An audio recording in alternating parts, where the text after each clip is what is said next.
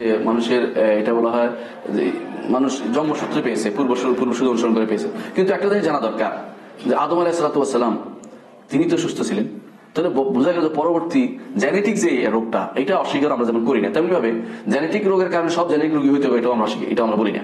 কোনো একটা কারণ থাকতেই পারে, এই জন্য রোগ হতে পারে। আবার কখনো কখনো আল্লাহ তাআলা বিনা কারণেও, তার কোনো কারণ বাদেও আল্লাহ তাআলা কাউকে পরীক্ষা করার জন্য সন্তানদেরকে ওষুধ রোগী দেন, যে দেখি সে কত ধৈর্য ধারণ করতে পারে। 2 নম্বর, সে আল্লাহ তাকদীরে বিশ্বাস করে কিনা। 3 নম্বর, তার দ্বারা সওয়াবের গুনাহ, দুনিয়ার গুনাহ মুক্তির ব্যবস্থা করতে পারে কিনা। 4 নম্বর, এই ছেলেটিও বা কতটুকু আল্লাহ দিনকে মেনে চলতে পারে কিনা, এটা আল্লাহ তাআলা পরীক্ষা করেন। পরীক্ষার জন্য আল্লাহ তাআলা সেটা করে থাকেন। এই জন্য এটার আর কোনো উত্তর নাই যে কেন আল্লাহ এটা করলেন।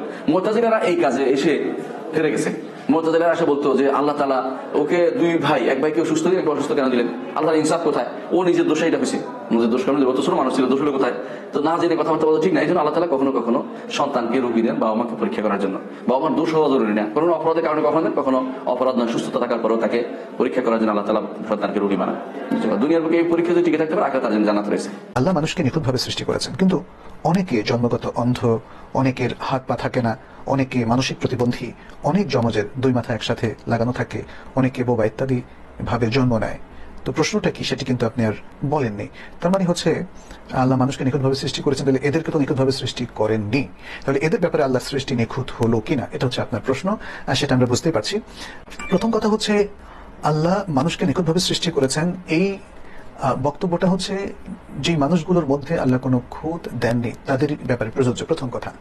দ্বিতীয় হচ্ছে যাদেরকে আল্লাহ তাআলা তার জীবনের একটা গুরুত্বপূর্ণ অনুষঙ্গ বাদে সৃষ্টি করেছেন, যেমন জন্মান্ধ, যেমন শারীরিক প্রতিবন্ধী, মানসিক প্রতিবন্ধী ইত্যাদি, সেক্ষেত্রে আল্লাহর একটা হিকমত আছে। আল্লাহ তার প্রত্যেকটা সৃষ্টিকে ওয়াদা করেননি যে তিনি সবগুলোকে নিখুঁত করে দেবেন, এটা তো বলেনি। তিনি বলেছেন অ্যাজ হোল। আপনিও দেখেন পৃথিবীতে প্রতিবন্ধী মানুষের সংখ্যা কত, পার্সেন্টেজ হিসেব করলে সেটা অনেক কম হবে। পৃথিবীর অধিকাংশ, বরং প্রায় সব মানুষই, অর্থাৎ নির্দিষ্ট কিছু সংখ্যক বাদে সব মানুষই আল্লাহ সুন্দরভাবে সৃষ্টি করেছেন। অতএব যাদেরকে আল্লাহ প্রতিবন্ধী হিসেবে সৃষ্টি করেছেন, মনে রাখবেন তাদেরকে আল্লাহ ঠকাবেন না।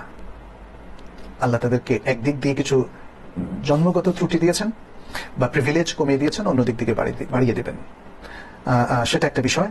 তারা যদি এই ত্রুটি নিয়েও আল্লাহর নির্দেশগুলো মান্য করে, তাহলে তাদের মর্যাদা অনেক বেশি হবে। সেটা আমরা বিভিন্ন নসুস থেকে জানি। যে ব্যক্তি কোনো মুসিবতের মধ্যে, কোনো প্রবলেমের মধ্যে, কোনো শারীরিক মানসিক প্রবলেমের মধ্যে যদি মুবতালা হয়ে যায় এবং সবর করে, তাহলে এবং আল্লাহর কাছে সওয়াবের আশা করে, তার মর্যাদা অন্য সাধারণ মানুষের চেয়ে অনেক বেশি, এবং আল্লাহর কাছে অনেক বেশি রিওয়ার্ড প্রাপ্ত হবে।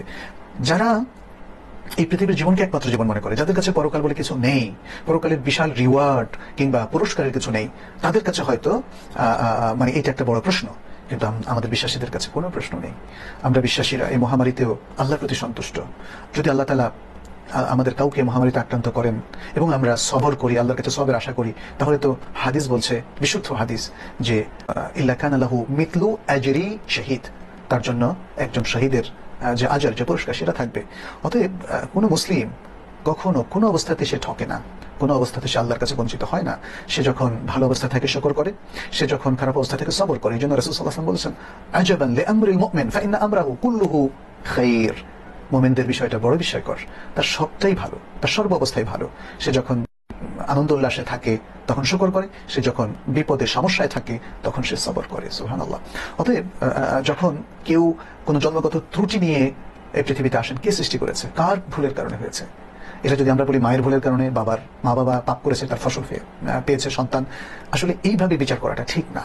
কোনো দম্পতিকে এইভাবে ব্লেম দেওয়া, মানুষকে এইভাবে অপবাদ দেওয়া, এটা ঠিক নয়। এটা আল্লাহর ইচ্ছায় হয়েছে, আল্লাহই ভালো জানেন তিনি কি এটা শাস্তি স্বরূপ করেছেন নাকি কি কারণে করেছেন, সেটা তিনি ভালো জানেন। আমরা মানুষ হিসাবে মানবিক দৃষ্টিতে দেখব, আমরা সমস্ত প্রতিবন্ধী মানুষের প্রতি সহানুভূতি রাখবো, তাদেরকে একটু এক্সট্রা মহাব্বত দিব, পারলে তাদের জন্য একটু এক্সট্রা ফ্যাসিলিটি তৈরি করব। আপনারা দেখেছেন তো মুসলিমরা সাধারণত করেছে, তাদের দেশে প্রতিবন্ধীদের জন্য স্পেশাল কিউ, স্পেশাল সুযোগ, স্পেশাল ওয়াকওয়ে, পাথওয়ে ইত্যাদি কত কিছু তারা করেছে। কিন্তু আমাদের মুসলিম সমাজে কেন যেন আমরা পিছিয়ে আছি, অথচ আমাদেরই এই দৃষ্টিভঙ্গিটা সবচেয়ে বেশি পোষণ করা উচিত। কারণ এরা হচ্ছে বিশেষ আনপ্রিভিলেজড একটা গ্রুপ, যাদের জন্য আমাদের ফ্যাসিলিটি তৈরি করতে হবে এবং তাদেরকে সহায়তার হাতটা একটু বেশি বাড়িয়ে দিতে হবে। এটাই কিন্তু ইসলামের দৃষ্টিভঙ্গি।